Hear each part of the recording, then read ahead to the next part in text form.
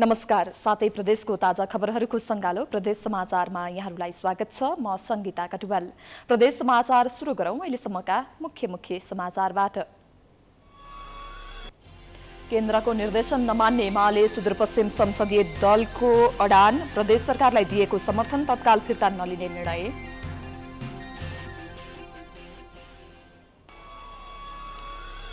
Corona संक्रमणका कारण अस्तव्यस्त बनेको प्रदेश 1 मा प्यारासिटामोलको अभाव, फार्मेसी तथा थोक विक्रेतासँग औषधि नहुँदा बिरामी समस्यामा।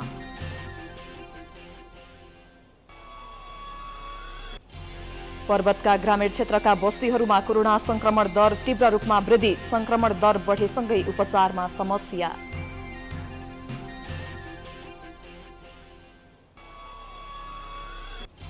र कोरोना संक्रमितको संख्या बढेपछि कञ्चनपुरको शुक्लाफाँटा नगरपालिकाद्वारा कोभिड अस्पताल सञ्चालनमा, संक्रमितको उपचार गर्न सहज हुने विश्वास।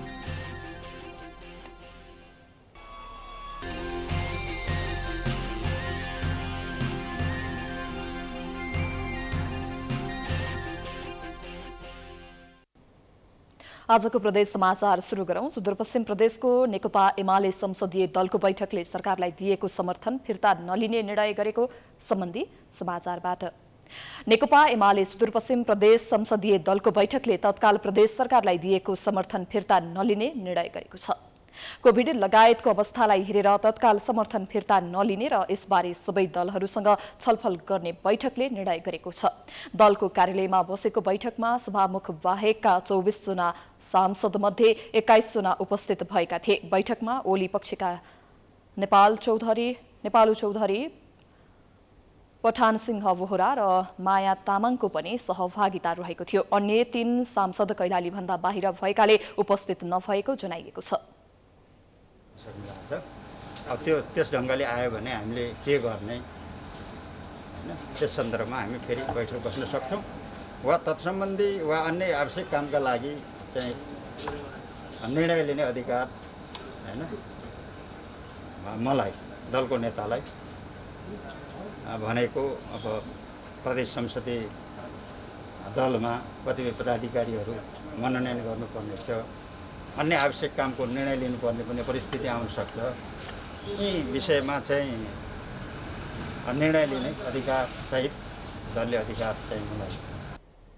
52 जना प्रदेशसभा सदस्य रहेको सुदूरपश्चिम प्रदेशमा एमालेका 25 जना सांसद छन्। सभामुख बाहेक 24 जनामा नेपाल पक्षका 18 र ओली पक्षमा 6 जना सांसद छन्। सोमबार एमालेको स्थायी कमिटिको बैठकले प्रदेश सरकारलाई दिएको समर्थन फिर्ता लिने निर्णय गरेको थियो।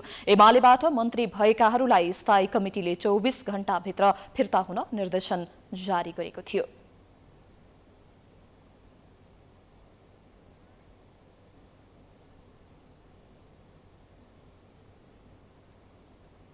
अबको क्रममा प्रदेश 1 मा सिटामोलको अभाव भएको सम्बन्धी समाचारतर्फ लागौं।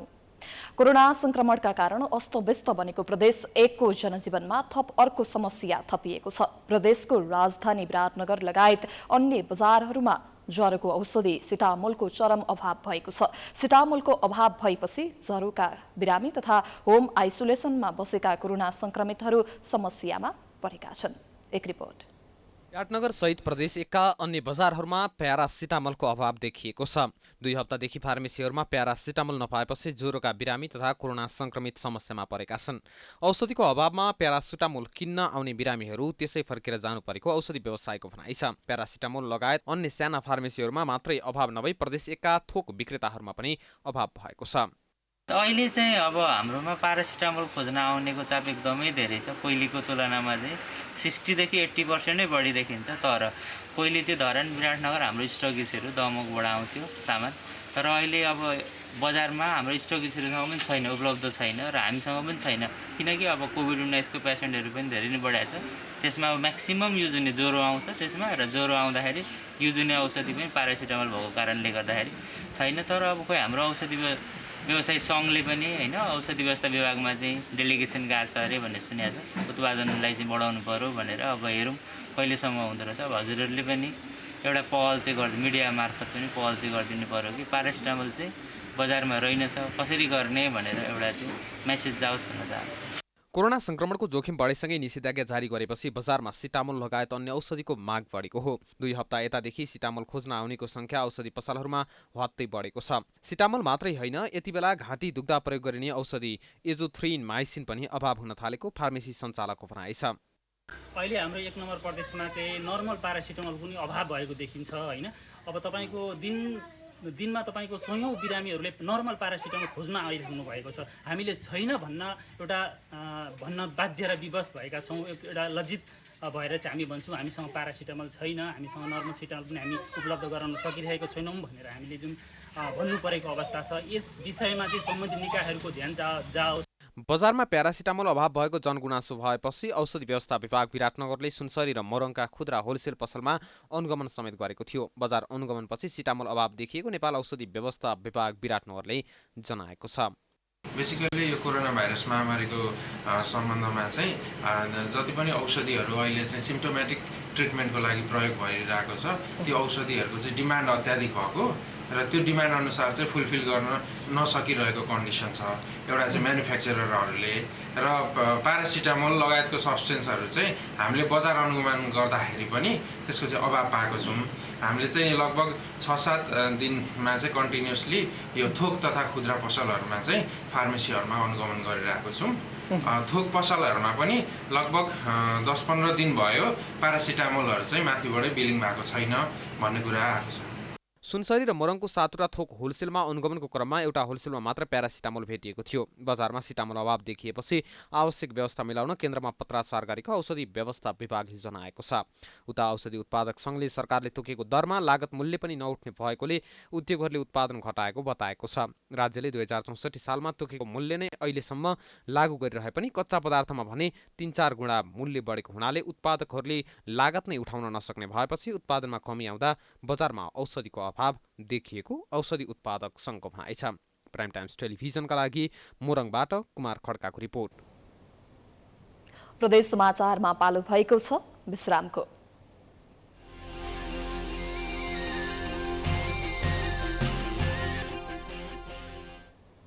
विश्रामपछि स्वागत छ। अबको क्रममा गण्डकी प्रदेशको पर्वतका ग्रामीण क्षेत्रमा कोरोना संक्रमण दर तीव्र रूपमा वृद्धि भएको सम्बन्धी समाचारतर्फ लागौं।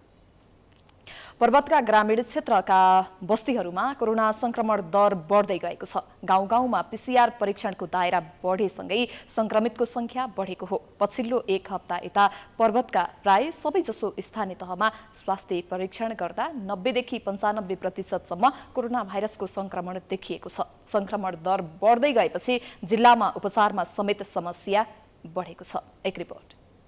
पर्वतको जलजला गाउँपालिकामा 1201 जनाको कोरोना परीक्षण गर्दा 800 जनामा कोरोना भाइरस पोजिटिभ देखिएको छ। तीमध्ये केही त कोरोना विरुद्धको कोभिसिल्ड दोस्रो डोज भ्याक्सिन समेत लगाएका छन्।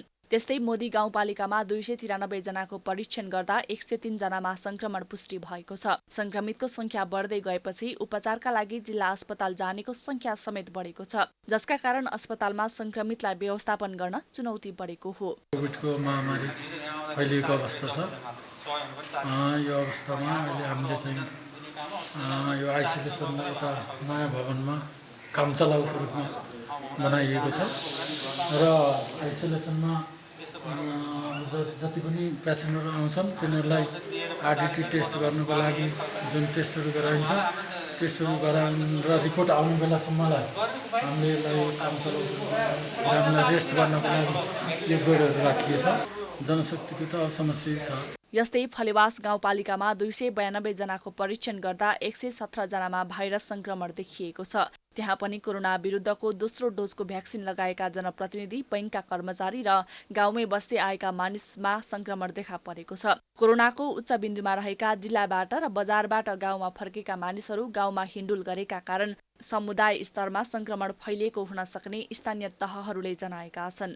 तपाईका सबै चाहिँ टोलहरूमा कोरोना पोजिटिभ देखिसकेपछि त्यो नाकाको बसाइको अर्थ के र? त्यसैले अब सचेत रहने, पोजिटिभ आएको साथीहरू पनि स्वास्थ्यमा चेकअप गर्ने, घरमै सकभर चाहिँ आइसोलेसनमा बस्ने, भएन नगर अस्पतालमा आउने र जिल्लामा जाने, यो एउटा कुरा हो। यो चाहिँ जो तपाईँले भन्नुभएको छ त्यो कुरा साथीहरूको पोहोरको अहिलेको सापेक्षतामा फरक के हो भने नछुट्टाइदिएकोले हुनसक्छ भन्ने मलाई लाग्दछ। पर्वतका प्राय सबै स्थानीय तहहरूमा रुगाखोकी, ज्वरो लगायत लक्षण भएका बिरामीहरू देखा परेका छन्।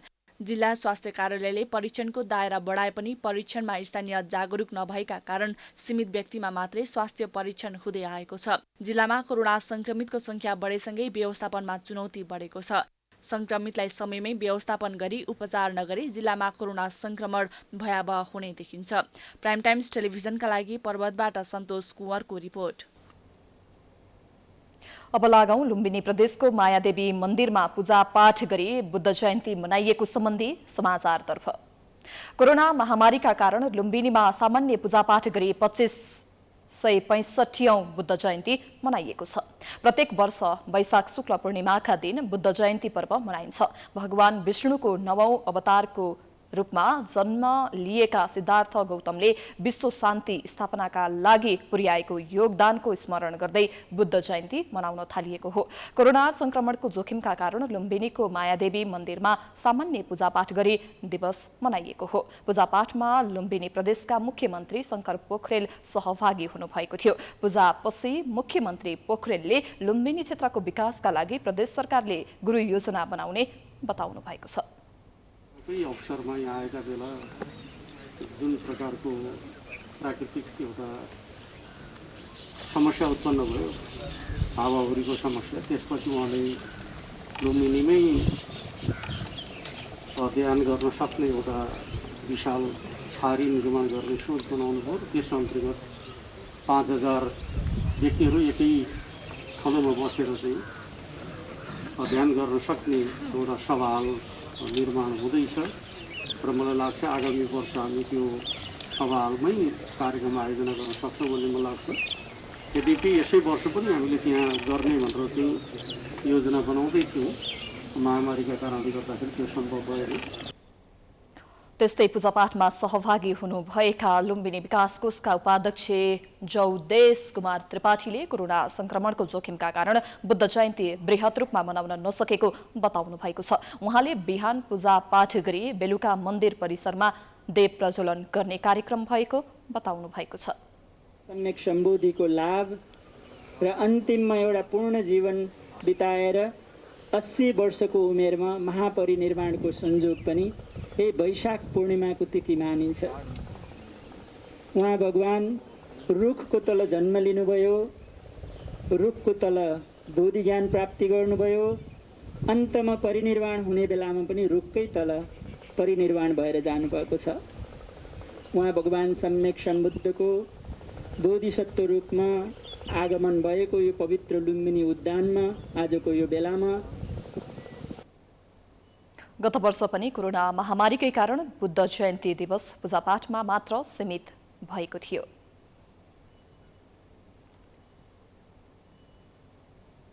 प्रदेश समाचारमा पुनः पालो भएको छ विश्रामको।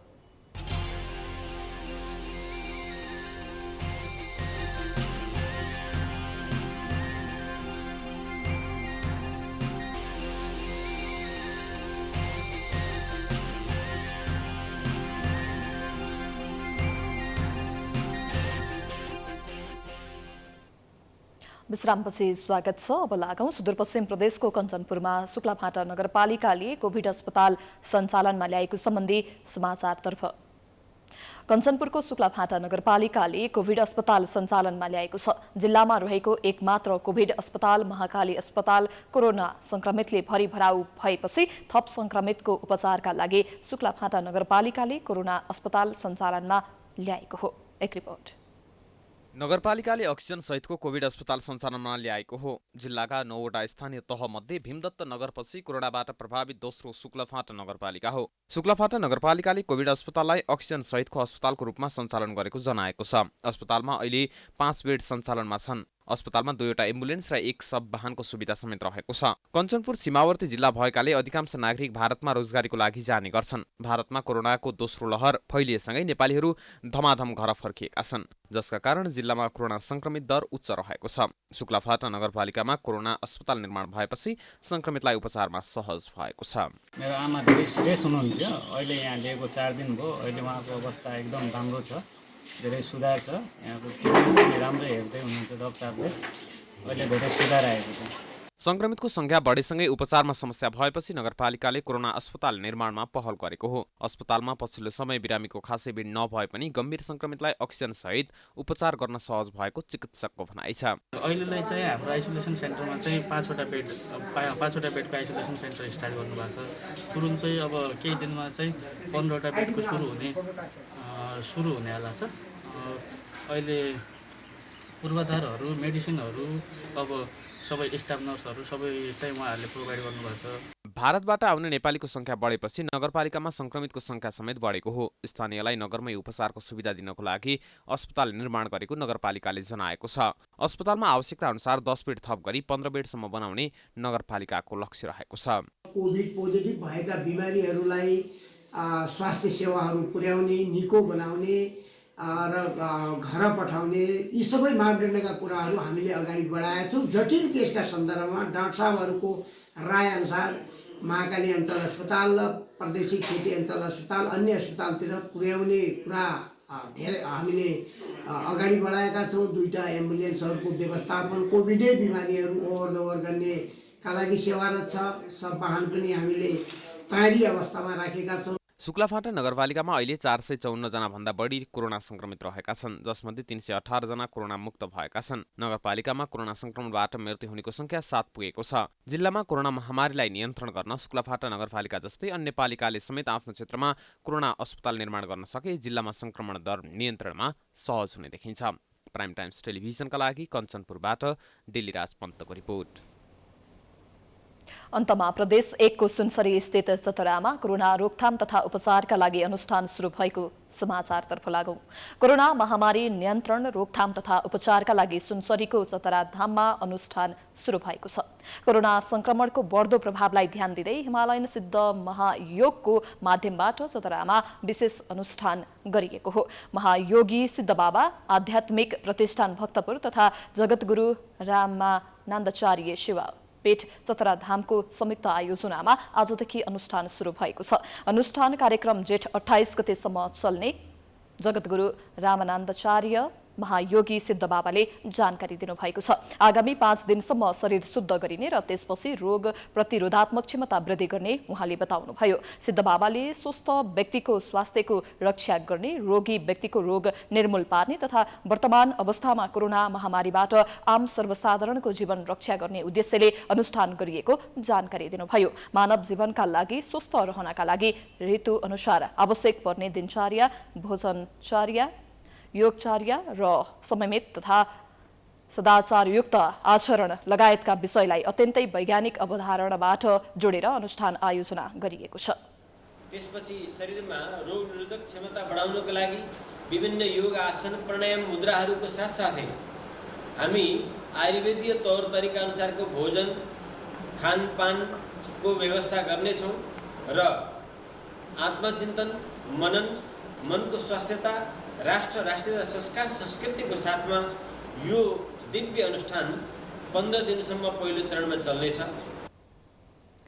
प्राचीन हरिद्वार कुम्भ नगरीको रूपमा प्रसिद्ध प्रदेश 1 धार्मिक गन्तव्यको रूपमा रहेको चतरा धाममा सुरु भएको यस कार्यक्रमको विषयमा भर्चुअल रूपमा पत्रकार सम्मेलन गरेर जानकारी गराइएको थियो।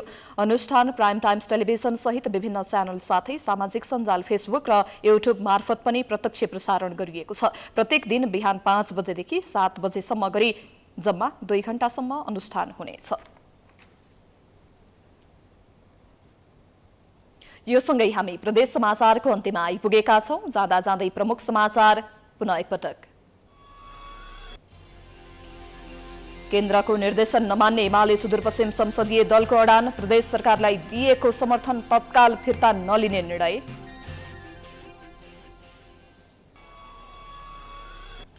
कोरोना संक्रमणका कारण अस्तव्यस्त बनेको प्रदेश 1 मा सिटामोलको अभाव, फार्मेसी तथा थोक विक्रेतासँग औषधि नहुँदा बिरामी समस्यामा। पर्वतका ग्रामीण क्षेत्रका बस्तीहरूमा कोरोना संक्रमण दर तीव्र रूपमा वृद्धि, संक्रमण दर बढेसँगै उपचारमा समस्या।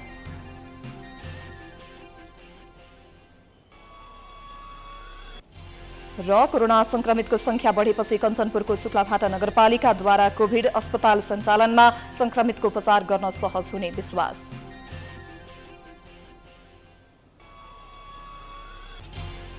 प्रदेश समाचार अहिलेलाई सकियो। हेर्दै गर्नुहोला प्राइम टाइम्स टेलिभिजन।